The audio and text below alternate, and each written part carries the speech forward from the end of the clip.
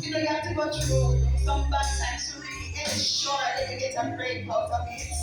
If everything too smooth, sometimes you just doesn't realize that you're missing out. But when you have a little challenge here and you get over it, it's like it's so ecstatic. And it's the same way I feel, having crossed over that part of my life and to where I can extend that to somebody instead now. I feel that I have gotten a story. And yes, there are different challenges now because I'm at a different level. And the benchmark and the standard gets higher. So I have something to work towards still so I can even get that vision of rapture that this person envision and even continue to get even a better testimony if there's such a thing so I can encourage somebody along the way who's going through their part, whichever part of the journey they reach. Perfect submission.